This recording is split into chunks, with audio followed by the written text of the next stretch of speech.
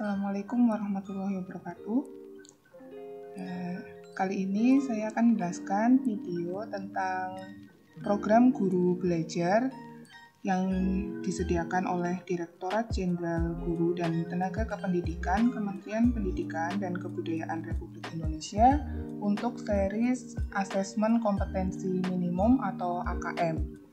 Saya adalah guru SMK Negeri Gebasen, Produktif Akuntansi. Nama saya Nurul Mar'atus Solihah. Kita akan coba bahas untuk materi dalam program guru belajar ini. Nah, apa sih peran guru dalam memberikan edukasi tentang asesmen kompetensi minimum? Nah, di sini kita sudah difasilitasi oleh Kementerian Pendidikan untuk belajar terlebih dahulu.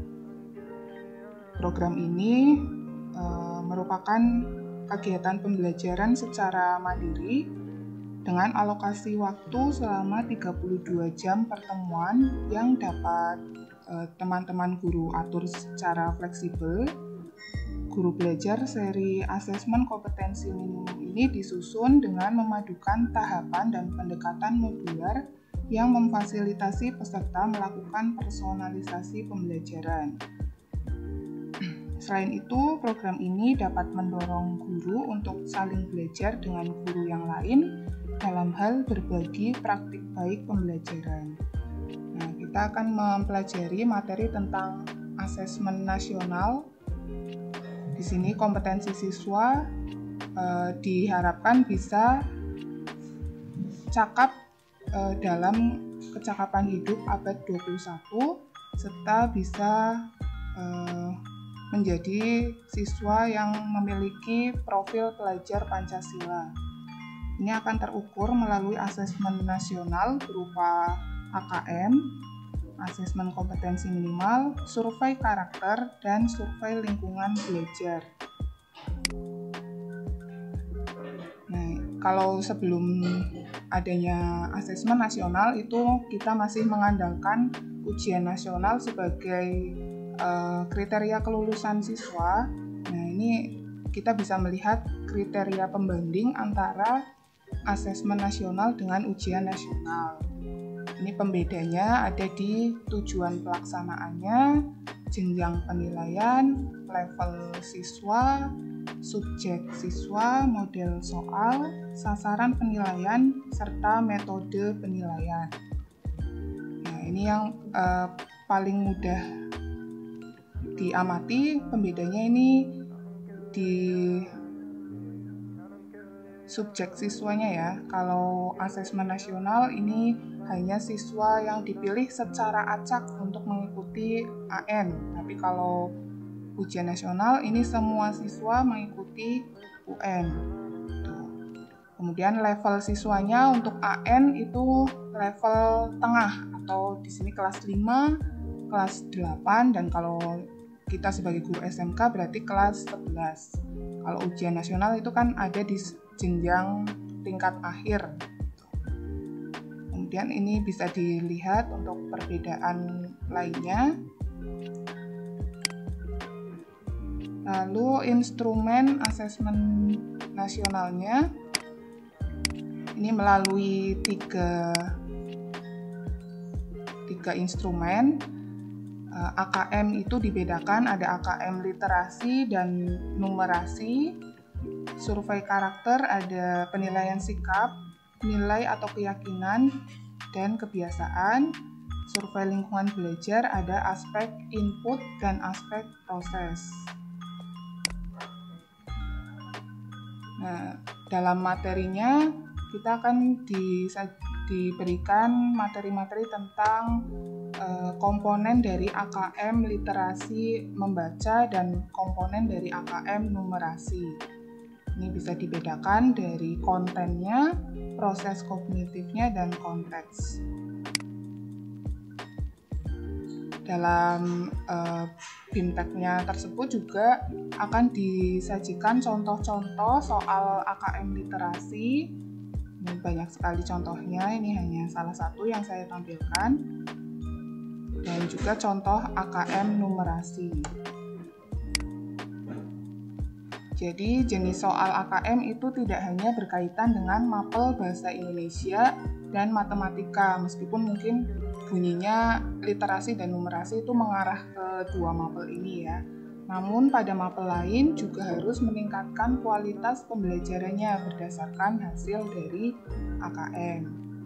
Oleh karena itu, AKM sangat berkaitan dengan semua mapel yang diajarkan di sekolah. Sebab pemanfaatan hasil AKM adalah untuk meningkatkan kompetensi. Nah, di sini kemarin saya memberikan contoh untuk praktik guru akuntansi melatih keterampilan literasi dan numerasi. Ini ada 8 tahapan. Saya bacakan mungkin. Yang pertama, membacakan cerita tentang sejarah pembukuan akuntansi di beberapa negara.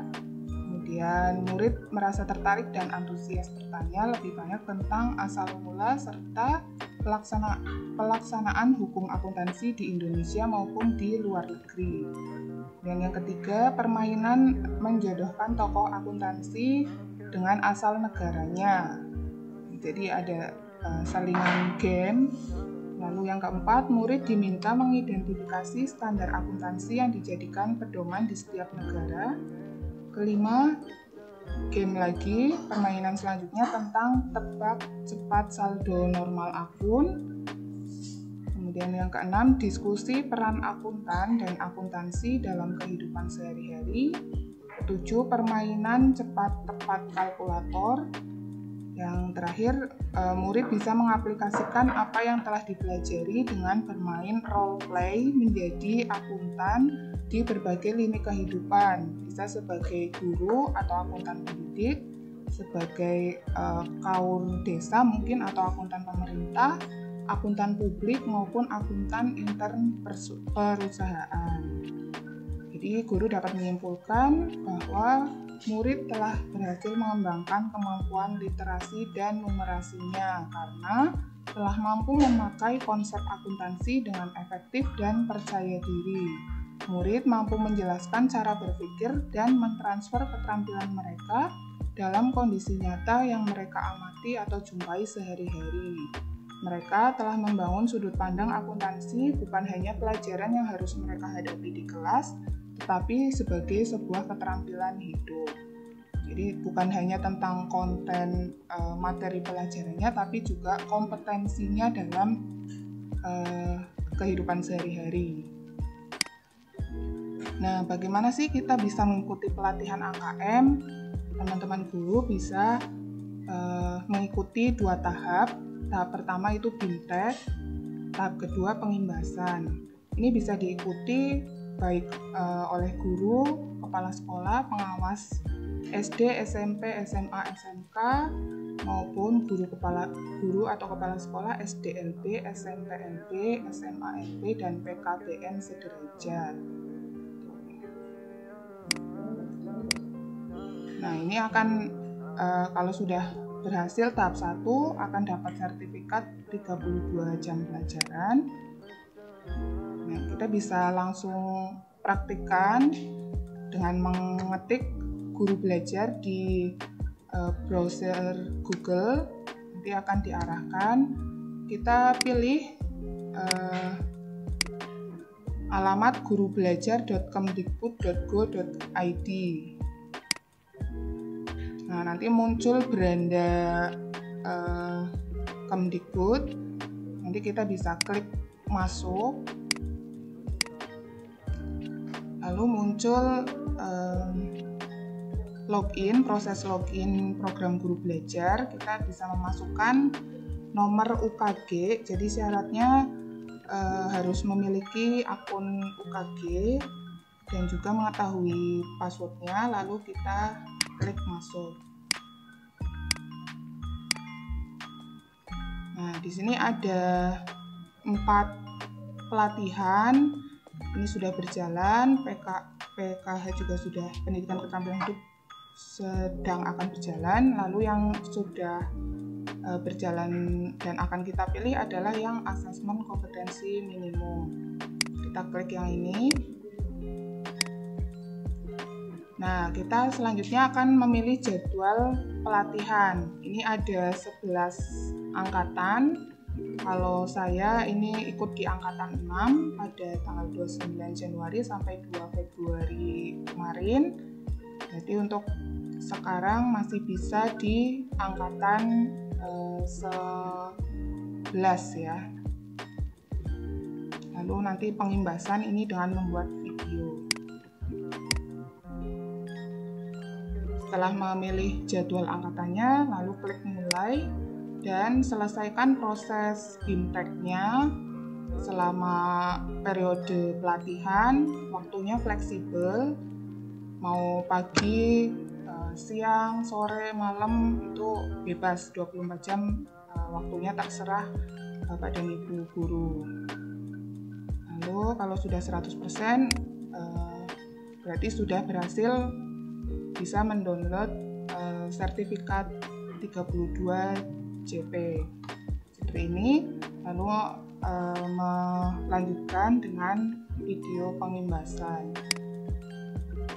Sekian untuk video pengimbasan dari saya, semoga bermanfaat. Terima kasih. Wassalamualaikum warahmatullahi wabarakatuh.